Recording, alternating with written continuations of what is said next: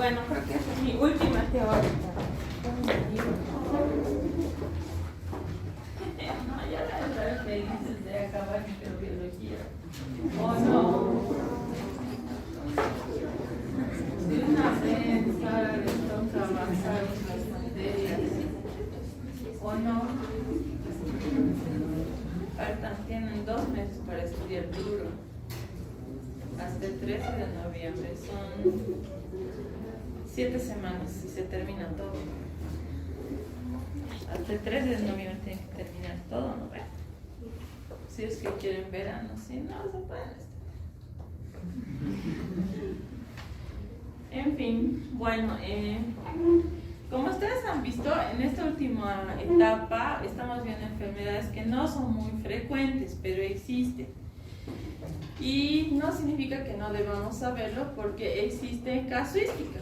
Por ejemplo, no se olviden que, por ejemplo, Thalía tiene una enfermedad, no me acuerdo si es por leptospira o por borrelia, que constantemente le rebrota, ¿no? Y ha sido de muy difícil diagnóstico.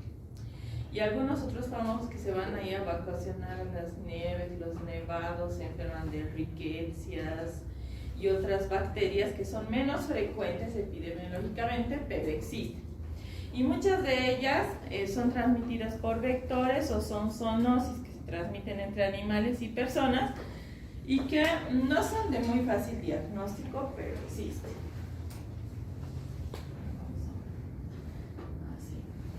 No podía descargar mi presentación, por eso le he puesto en PDF. Leptospirosis, que se llama la enfermedad, es producida por una bacteria cuyo género es Leptospira. Es una bacteria muy pequeñita, ondulada, ¿sí? Que tiene forma, que tiene curvaturas y que no se cultiva, sino se hace el diagnóstico por otra metodología. Es una enfermedad zoonótica, es decir, se transmite por el contacto con animales o hay un vector que transmite esta enfermedad y existen 12 especies descritas y 7 son patógenas del hombre, ¿sí? La más común es Leptospira interrogans, ¿sí? Es la más común de todas las que existen. Sí, entonces nos vamos a dedicar solo a Leptospira interrogans. Leptospira interrogans entonces es una bacteria que tiene morfología helicoidal, ¿sí? Sus curvaturas son muy cortitas y al final de ambos lados tiene unos ganchitos. Entonces si ustedes la pueden ver, solamente se puede ver con microscopía electrónica, no se puede teñir con Gram, porque igual que los treponemas son muy delgaditos y sus paredes bacterianas no retienen la tinción, no podemos verla al microscopio. Entonces podemos verla al microscopio electrónico o con una tinción indirecta, ¿no? Que tiñe el contorno y no así la bacteria, o más fácil con inmunofluorescencia indirecta y utilizar un microscopio de fluorescencia. Si nosotros podemos observar, la bacteria tiene curvaturas simétricas y al final tiene unos ganchitos, ¿sí? Como si se agarrara. Y son bacterias aerobias. Entonces, si nosotros vemos, es como un cordón de zapato, ¿no? Es muy delgadita, muy chiquitita y mide menos de 1 micrómetro, es larga y en los extremos tiene unos ganchitos, ¿sí? Aquí ven uno, aquí otro y otro. Parece un cordón de zapato. Si nosotros lo acercamos más la microscopía, vemos que por dentro, al igual que los treponemas, tiene unos pequeños, como un hilito que hace que se vuelva acordonada, que se llama endoflagelo. Entonces esta bacteria no tiene un flagelo que esté por fuera ni saliendo, sino tiene un flagelo interno que es como una liga que hace que la bacteria se comporte como un resorte alrededor de la liga, ¿sí? Por eso se la ve así. Si ustedes se fijan, es como un pequeño esqueleto, ¿no ve? Esta, ¿no? Más delgadito aquí, ¿ve? Y las curvaturas están alrededor de esto, ¿sí? Si nosotros hacemos una impregnación argéntica, que se utiliza una tinción que utiliza nitratos de plata. Lo que hace la plata es fijarse a la estructura bacteriana y el resto se ve amarillo y la bacteria como negrita, pero el problema es que para hacer esta tinción se utiliza ese reactivo que además es nocivo para la salud y es caro, pues no cualquiera puede hacer. Como es una bacteria aerobia, esta vive en el medio ambiente y además vive dentro de los microorganismos que la transmiten. En algún caso puede desarrollar en medios de cultivo, sin embargo, estos medios de cultivo tienen que ser muy específicos y supre enriquecido, y mejor si desarrolla en medios de cultivo celulares. Por tanto, no se hace un diagnóstico por cultivo tradicional, sino se hace un diagnóstico que es mucho más barato, mucho más rápido y eficiente por la prueba de ELISA, buscando los anticuerpos o los antígenos, o por biología molecular, que buscamos la característica del genoma. Esta bacteria no puede estar mucho tiempo en el medio ambiente, si bien sobrevive, pero en condiciones secas puede morirse, o con la acción de algunos desinfectantes como hipoclorito de sodio a concentraciones de 1.5%, formaldehído u otros desinfectantes que comúnmente utilicemos. Dentro de su estructura existen varios serotipos y podemos nosotros identificar un antígeno importante. Este antígeno se conoce como el antígeno TR, que es el que nosotros buscamos en la sangre cuando hacemos una prueba de ELISA. Cuando nosotros nos da leptospirosis, podemos recaer cada cierto tiempo con la patología y tenemos anticuerpos de por vida, pero no significa que nunca más nos puede volver a dar. Si nos da una vez, podemos volver a tener 2, 3, 4 veces si estamos en contacto con la bacteria. Esta, como es una enfermedad rarita, no se diagnostica en un laboratorio particular común, sino debe reportarse o notificarse en laboratorio de referencia, en el caso de la ciudad de La Paz, en el INASA, donde se va a hacer el diagnóstico correspondiente. Hemos dicho que es una zoonosis y por tanto existen animales que son los hospederos intermediarios. En este caso, el más común son las ratas. Los perros, bovinos, porcinos, equinos y ovinos, que son animales de granja de sangre caliente, también son los portadores de esta bacteria. Esta bacteria ha sido famosa por causar muchas epidemias y en muchas películas y series antiguas donde había infestación de ratones estaba presente. ¿Se acuerdan? Hay un capítulo de la familia Ingalls donde no sé si han visto, ustedes son muy jóvenes. ¿Alguien ha visto la familia Ingalls? ¿Ha visto? Hay un capítulo donde se infestan de ratas los depósitos donde guardaban el trigo, ¿verdad? Se infestan de ratas y todos empiezan a enfermarse y los van poniendo en la iglesia, ¿no ve? Uno al lado del otro con fiebre y se ponían ictéricos amarillos. Esa es la leptospirosis. Entonces, generalmente donde hay infestación de ratas, las ratas eliminan la leptospira en la orina y la orina infecta o contamina los alimentos y nosotros comemos ese alimento que tiene orina con leptospiras y nos enfermamos de leptospirosis, ¿sí? Las secreciones de los animales como la saliva y la orina son los que tienen la concentración de leptospira que al entrar en contacto con el cuerpo humano nosotros las ingerimos y entra por el tracto gastrointestinal. Entonces, si ven ese capítulo de la familia Ingalls, nunca más se van a olvidar, ¿sí?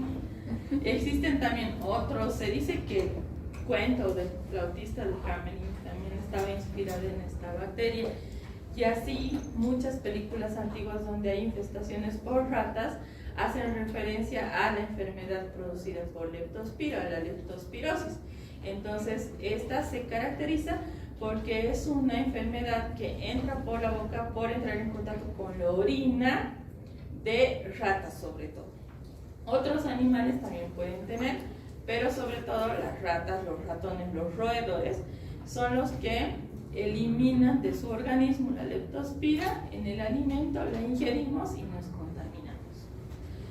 La sintomatología primaria típica que comienza es la ictericia, y la ictericia de origen desconocido.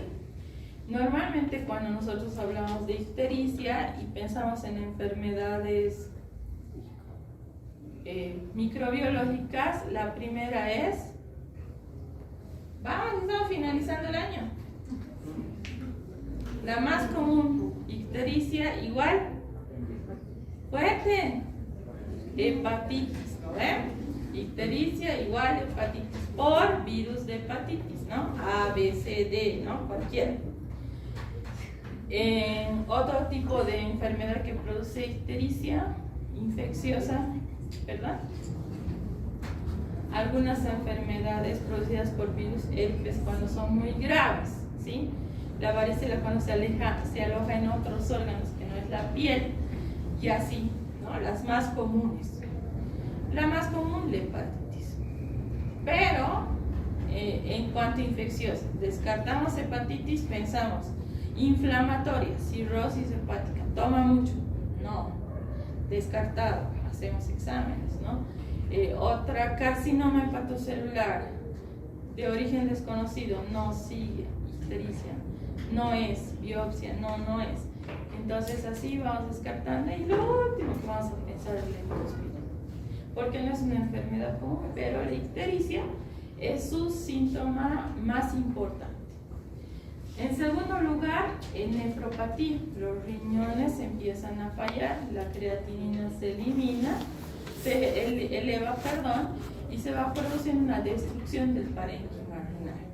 Tercero, abortos espontáneos en mujeres, sobre todo embarazadas, e infecciones urinarias. Es un patógeno no común de infección urinaria, que no se diagnostica por cultivo.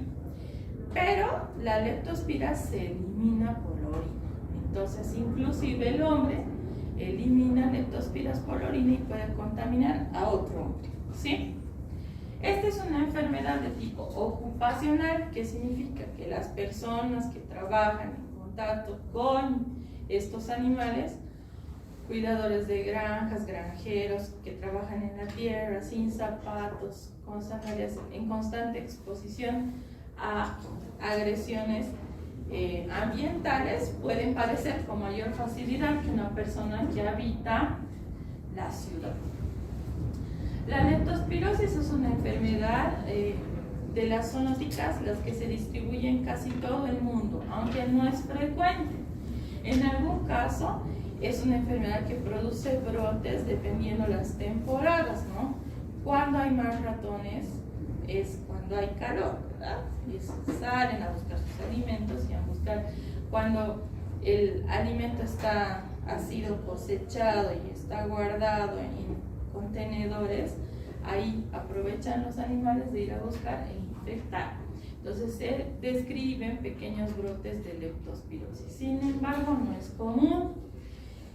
Es más frecuente cuando es la época de lluvias, porque normalmente estos roedores tienen sus madrigueras o debajo de la tierra, ¿no? Los ratones en el campo viven debajo de la tierra, donde están los árboles, ahí hacen sus cuevas, no viven encima. Entonces, cuando hay inundaciones, se cubre donde viven y esas empiezan a salir y sus depósitos de alimentos empiezan a mermar. Entonces, estas van a buscar el lugar donde el hombre guarda lo suyo y ahí hacen pis, eliminan la leptospira y contaminan. Los fenómenos del niño, de la niña, etcétera, son aquellos que llevan y propagan con mayor facilidad este tipo de enfermedades emergentes. La leptospira ingresa por lesiones cutáneas, por la conjuntiva, por la mucosa nasal, por la boca, por esos lugares ingresa y puede producir infecciones subclínicas, que significan que no tenemos ningún síntoma, que puede pasar desapercibido, o infecciones clínicas que tienen síntomas agudos, graves, que pueden llevar hasta la muerte. Normalmente tiene un tiempo de incubación muy cortito, entre 2 días y 48 y 72 horas, dependiendo de la concentración, pero puede llegar hasta 30 días. ¿Qué nos debe llamar la atención? La ictericia y la inyección conjuntival. ¿Qué sucede? Normalmente cuando tenemos gripe fuerte o COVID, nos duele la cabeza, empezamos a llorar, nos sale moco por la nariz y nos tocamos los ojos y nos duele hasta aquí atrás, ¿verdad? Cuando tenemos influenza grave. ¿Alguna vez les ha dado? ¿O no? Pero COVID sí. Un dolor muscular que les duele todo. O se tocan así y ya les duele, les hace saltar.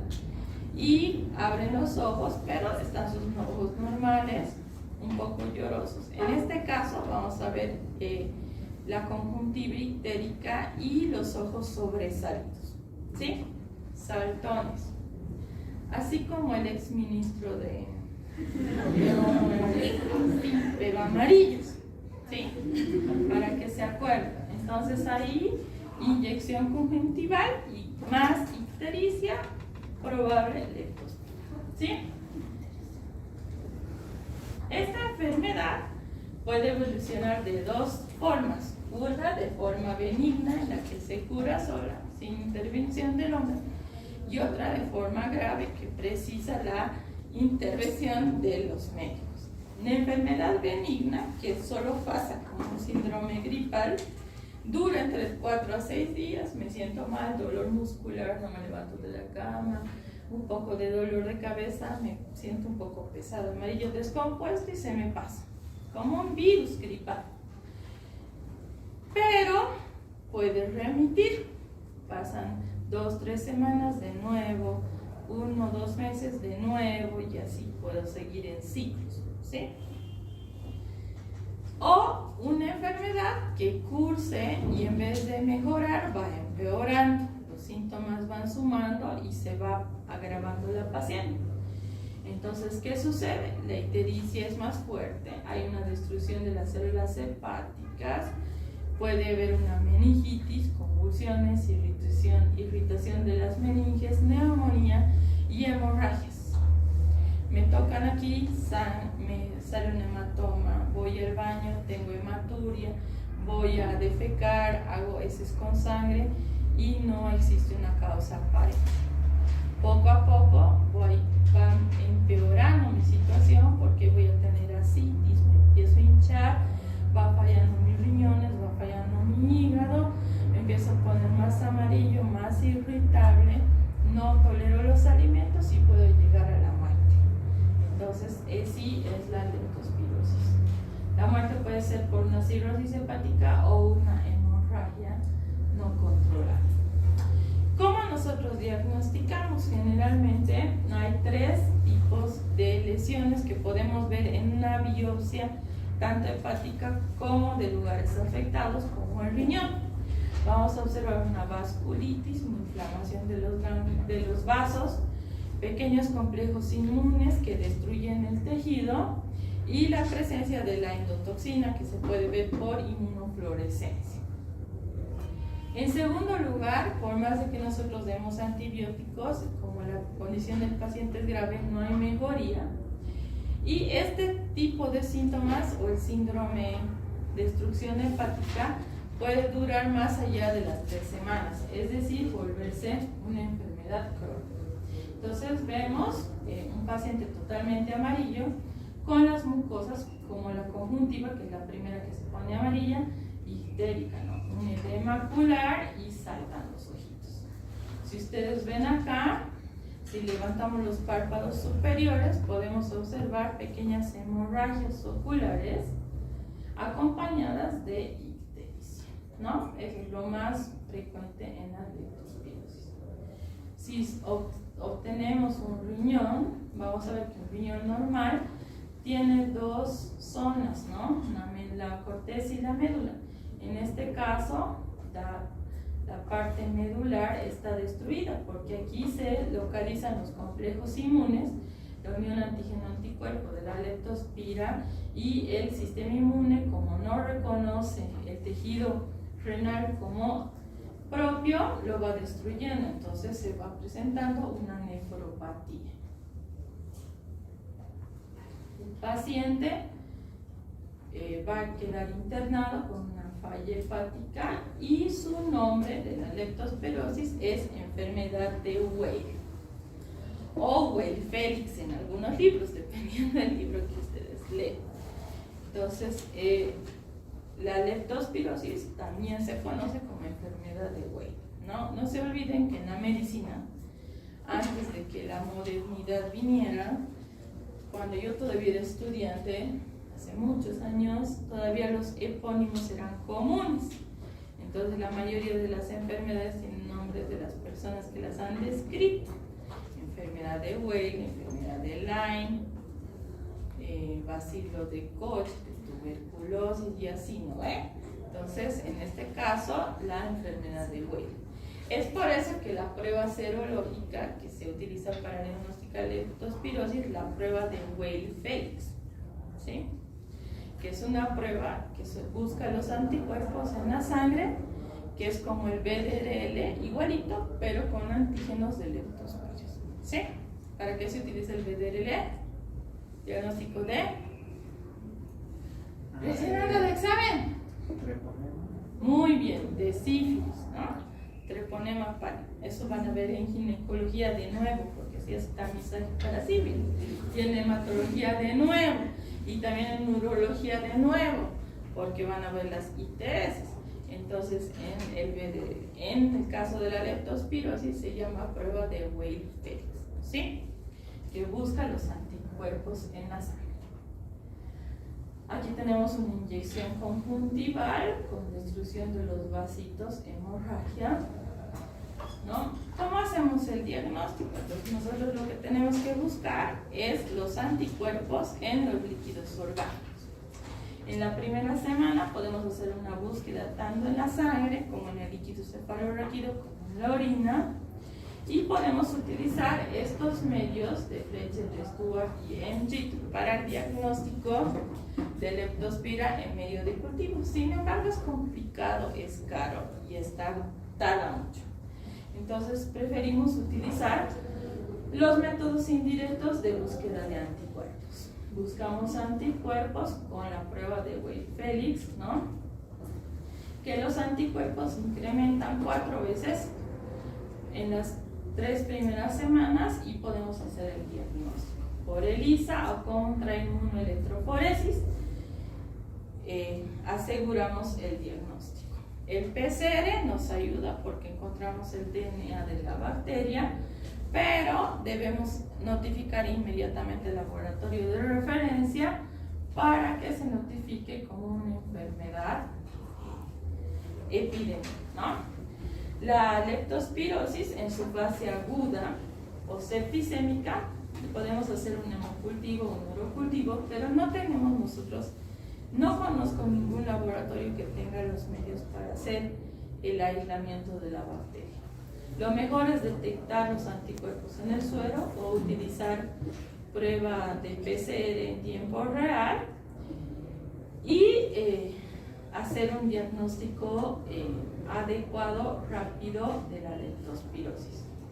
En algún caso, nosotros podemos utilizar la inmunoperoxidasa, que se vierte en los tejidos y se observan las lesiones, ¿no? Tanto en el hígado como en el riñón. Vemos las zonas de necrosis producidas por lo conglomerado antígeno-anticuerpo. En algún caso podemos hacer una prueba de aglutinación de inmunoelectroforesis y vemos en este caso que es positiva porque las zonas negras nos dejan ver que en estos acúmulos se encuentran aglutinadas los antígenos y anticuerpos contra la leptospira. En este caso no hay, por eso no hay unión. ¿Cómo hacemos el tratamiento? El tratamiento se hace básicamente con penicilina. Voy a disculpar 2 segundos, ¿ya? Es de un paciente oral.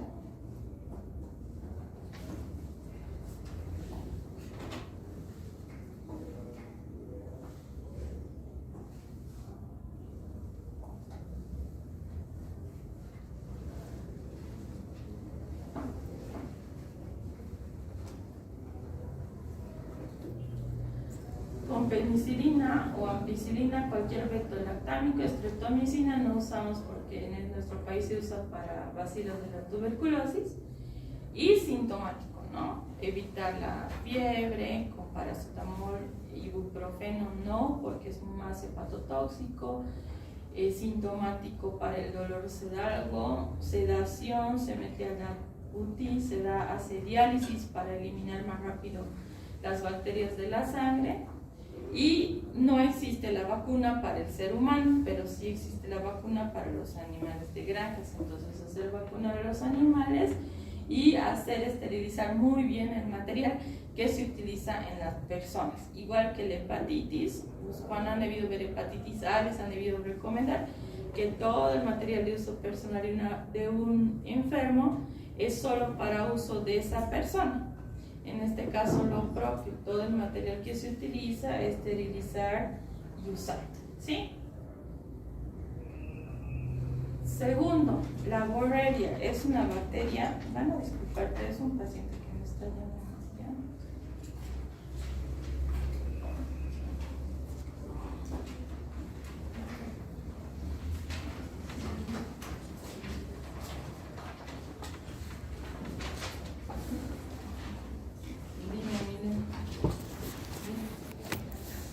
Es otra agente causal de otra enfermedad que se conoce esta se llama enfermedad de Lyme, la anterior era de Weil, esta es enfermedad de Lyme. La Borrelia es producida por otro microorganismo helicoidal. La diferencia se llama Leptospira porque las ondas son regulares y simétricas. Y al final tiene unos ganchitos. En la Borrelia las ondas son irregulares, asimétricas, ¿sí? También en algún caso puede terminar en ganchito, pero no en todos. A esta bacteria igual la podemos ver por tinciones indirectas, impregnaciones o microscopía de campo oscuro, ¿no? La Borrelia burgdorferi o borreliosis o enfermedad de Lyme se transmite por las garrapatas, ¿no? ¿Dónde encontramos las garrapatas? ¿Perdón? En los ovinos, en todos los animales de sangre caliente pueden tener garrapatas, pero en las zonas de calor, ¿no? Donde hay humedad, calor. Cuando vayan a hacer su provincia, Joroy, Cocaranal, Sapecho, por ahí, muchas veces vuelven con garrapatas o van a ver a los perritos, gatitos, ovejitas con un lunar y cuando se acercan son unas patitas, ¿no? Esas son las garrapatas, o las personas también les suben las garrapatas. Las garrapatas tienen la virtud de que introducen su cabeza, ¿no? Debajo del epidermis y pueden vivir ahí succionando tu sangre. Si no te das cuenta, están ahí, ¿no? Es una bolita que va creciendo que parece un lunarcito. Cuando ves con la lupa o a simple vista, ves unas patitas que se mueven, ¿no? ¿Cómo sacan las garrapatas en el campo? Lo jalan con pinzas, se queda la cabeza y vuelve a crecer. ¿Cómo sacan? Hay que tener cuidado de sacar con cuidado toda la cabecita, ¿no? Porque las pinzas se quedan ahí. Algunas agarran, hacen un tubito del papel higiénico y fuman ahí adentro, ¿no? Y tapan, le quitan el oxígeno. Entonces, como no hay oxígeno, se empieza a mover y retrocede y sale. O en algún caso agarran una vela y le calientan el traserito, la garrapata retrocede y sale, pero de verdad así se sale. Cuando ustedes vean, van a sacar, le van a meter al formol y después van a traer para que veamos en el estereomicroscopio cómo es una garrapata. ¿Han debido ver en parásito o no han visto? Garrapatas, ¿no ven? Entonces son de diferente, dependiendo su estadio, son de diferente tamaño. Y las garrapatas del género Ixodes son las que transmiten la muerte, ¿no? El ciclo vital de la borrelia, de la garrapata, en realidad, empieza de larva, va a adulto y los adultos liberan las linfas y así, ¿no? Viven en el ser humano, siempre son ectoparásitos que viven de la sangre de cualquier animal o mamífero de sangre caliente, ¿sí? No tienen una especie. Estas pueden vivir hasta 2 años, así que pueden tener su garrapata y colgar hasta 2 años, alimentándose de su cuerpo. ¿Qué es lo malo? Que si esta garrapata tiene dentro de su cuerpo bacterias, nos contagia las bacterias, ¿sí? Y podemos sufrir, aquí está, ¿no? Ven que chiquitita. Cuando está dentro del cuerpo está su panza grande, crece y sus patitas no se miran. Así que van a tener cuidado.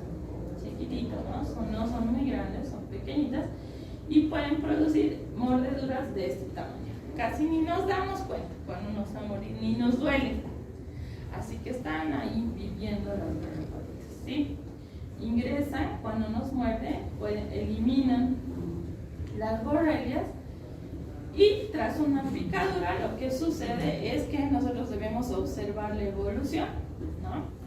Entonces, si nosotros hemos notado la presencia de este ectoparásito, hay que retirarlo lo más pronto posible, tratar de no aplastar, pero ven, dice no utilizar petróleo ni cigarro, pero en el campo se utiliza porque no hay otra forma de sacar. A veces no tienes pinzas para sacar. Se debe sacar como si se sacara una estilla, siempre con una aguja, limpiar, hacer antisepsis por debajo, retirar, ¿no? Pero a veces se rompe, es complicado, no es muy fácil. La garrapata puede transmitir a la Borrelia burgdorferi, que produce la enfermedad de Lyme, o también llamada borreliosis de Lyme. Esta enfermedad se transmite por la picadura del Ixodes y lo que tiene 2 fases, una fase precoz y una fase tardía. La borreliosis es una enfermedad que se encuentra en la sangre de la persona. Las bacterias van circulando en nuestro organismo en la sangre. Pueden ir a localizarse a diferentes órganos, las articulaciones, el corazón, los riñones, cualquier órgano en el que puedan ir a adherirse y vivir. Normalmente, lo más común es que se localicen en el corazón, en el sistema nervioso central, en la piel y en algunos otros órganos secundarios. Cuando pasa mucho tiempo ya produce enfermedades articulares, dolor neurológico tardío y infecciones cutáneas. ¿Qué es el signo más importante? La eritematosis migrante. De pronto aparece una mancha roja que duele un poco, caliente, no se escuece. Acá se pasa, luego aparece acá, luego acá, luego en el tórax y así va migrando, ¿sí? De sitio. ¿Por qué? Porque las bacterias circulan en la sangre. Entonces aquí tienen un eritema migratorio. Eso es lo que produce la borreliosis. Eritema migratorio. Entonces, un día está en el tórax, otro en la rodilla, otro en el codo, otro en el muslo, en el antebrazo y así sucesivamente. El eritema migratorio es característica de la borreliosis, pero no solo de la borreliosis, también de la fiebre reumática. Es una forma de hacer diagnóstico diferencial, ¿sí? Lo malo es que produce una enfermedad neurológica tardía. Esta es la encefalomielitis, ¿sí? Neuropatía periférica, neuropatía psiquiátrica y síndrome post-Lyme. ¿Qué significa? Que la bacteria va a ir destruyendo la mielina y provocando lesión en el sistema nervioso central y mata las bacterias y mata las células. Entonces el paciente empieza a desvariar. No hay que olvidarnos que las bacterias producidas o transmitidas por garrapatas pueden ser todas estas. En el caso de la Borrelia burgdorferi, que produce una enfermedad de eritema migratorio, su complicación puede ser la meningitis, parálisis, esclerosis múltiple, Guillain-Barré, tumor cerebrales, hernia de disco, eritema y urticaria. Entonces, estas lesiones eritematosas son escuecen, tienen calor, se dematizan y van migrando. Pero lo más complicado es que la bacteria va a matar, así como en el tétanos la toxina se localiza en el alta anterior de la médula. Esta va a todo el sistema nervioso central, desde el cerebro, cerebelo, encéfalo, médula. Entonces, dependiendo del lugar donde se localice la bacteria y la destrucción del tejido, se van a presentar los síntomas. Entonces, una persona va a tener desde parálisis hasta pérdida de la memoria, psicosis, enfermedades psiquiátricas, desvarío, etc. ¿Cómo se hace el diagnóstico? No se hace por cultivo, porque no es rentable, no desarrolla. Hacemos por ELISA y utilizamos Western blot. Siempre debemos preguntar dónde ha estado el paciente, si no está en contacto con garrapatas o blot. El Western blot es una prueba inmunológica que hacen diluciones de la sangre del paciente en unos micropocillos. Se le introducen los reactivos y marcan una coloración. Esto va a una tira de papel que es absorbida y donde hay unión antígeno-anticuerpo se marcan estas rayitas. Luego hacemos una inmunocromofotografía y leemos por computadora. Ahora, antes leíamos por rayitas. Entonces el Western blot es el que distingue las bandas y podemos observar los anticuerpos de esta manera. La enfermedad dura corto tiempo o mucho tiempo. Sin embargo, hay muchos pacientes que tienen episodios, ¿sí?, de borreliosis durante toda su vida, y el que marca es el eritema migratorio, ¿sí? Las pruebas no nos van a decir si el paciente está en una fase aguda o crónica. Eso lo vamos a investigar con la clínica, pero al parecer las bacterias no desaparecen jamás de la persona que tiene el contacto con esto, ¿no? Entonces hay que evitar estar en contacto con en el campo. Cuando vayan, por favor, manga larga, pantalón largo, zapatos de suela de goma, etc. ¿Cómo hacemos el tratamiento? Podemos utilizar tetraciclina, o doxiciclina, amoxicilina o eritromicina, todos por vía oral. Y cuando es una enfermedad diseminada, hacemos tratamiento endovenoso con beta-lactámicos o cloranfenicol. No se puede describir los mecanismos de resistencia porque no están estudiados, ¿sí? Porque no se cultivan las bacterias. Al no cultivarse no podemos hacer antibiograma ni concentración inhibitoria mínima. Entonces no sabemos los mecanismos de resistencia. Hasta ahora existe una discusión de si existe o no el síndrome post-enfermedad de Lyme. Muchos dicen que el Lyme nunca se cura, que las borrelias siguen en el cuerpo, y otros dicen que es una secuela. Sin embargo, cada 6 meses o un año existen recurrencias inespecíficas como fatiga, dolor, pequeños erítemas, y no hay evidencia de que esta enfermedad sea persistente, así como el herpes. Pero muchos pacientes que han tenido borreliosis describen que cada cierto tiempo tienen una recaída, ¿no? Muy bien, hasta ahí conmigo. Les quedan pocas teóricas y prácticas, por favor aprovechen. Y bueno, pues, espero no verlos al año como alumnos de segundo, ¿sí? Que les vaya muy bien.